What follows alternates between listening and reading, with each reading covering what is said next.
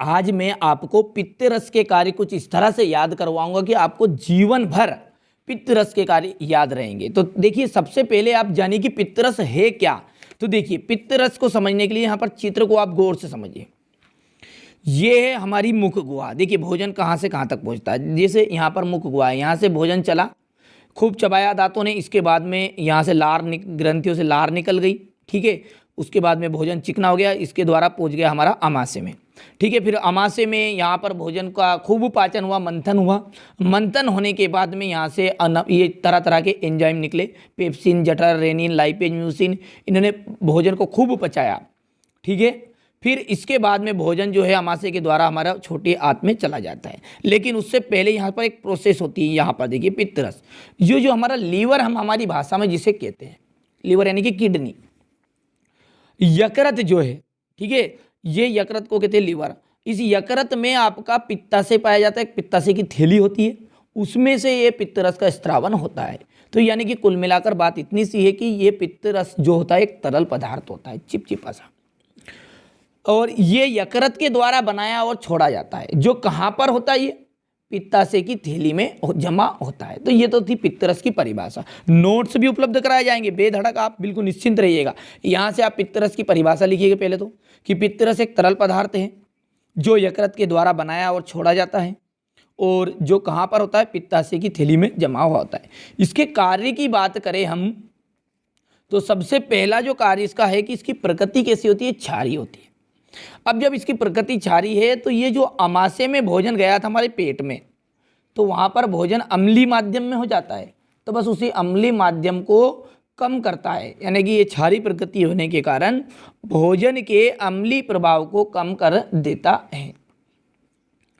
साथ ही साथ जो पित्त रस होता है, वहाँ हानिकारक जीवाणुओं को भी नष्ट करता है।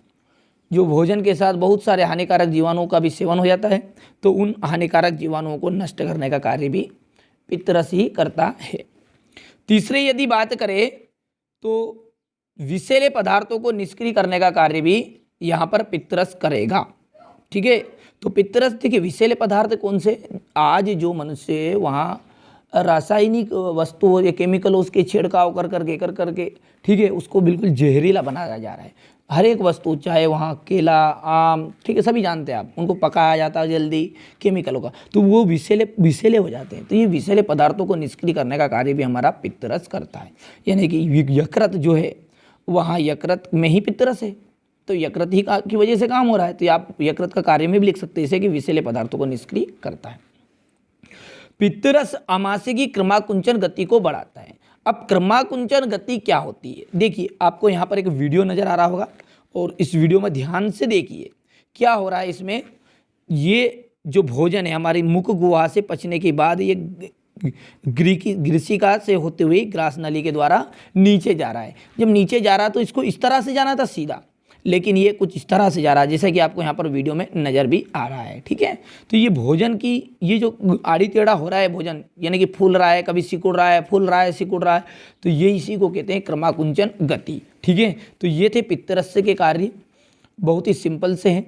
नोट्स तैयार कर लीजिएगा आप अच्छे से। एक महत्वपूर्ण सूचना आपके लिए है, यदि आप चाहते हैं कि आपको ऑल सब्जेक्ट पढ़ाया जाए तो एकदम फ्री, कोई 1 रुपया आपसे शुल्क नहीं लिया जा रहा है। सिर्फ इतना सा काम करना है कि चैनल आर्ट पर आप जैसे जाएंगे, यानी कि चैनल के अंदर जैसे प्रवेश करेंगे, तो आपको यहाँ पर एक पम्पलेट की तरह चैनल आर्ट दिखेगा, जिसमें व्हाट्सअप नंबर दिए हुए हैं। उस पर आपकी क्लास एड्रेस, ठीक है, आपको दे देना है, और कौन सी क्लास में आप पढ़ते हैं, कहाँ से हैं, कौन से बोर्ड के हैं, MP बोर्ड है, UP बोर्ड है, ऑल सब्जेक्ट की तैयारी कराई जाएगी एकदम फ्री, 1 रुपया शुल्क आपसे नहीं लिया जाएगा। तो चैनल को सब्सक्राइब करिएगा, और अपने नोट्स प्राप्त करने के लिए जो है मैसेज ज़रूर कर दीजिएगा।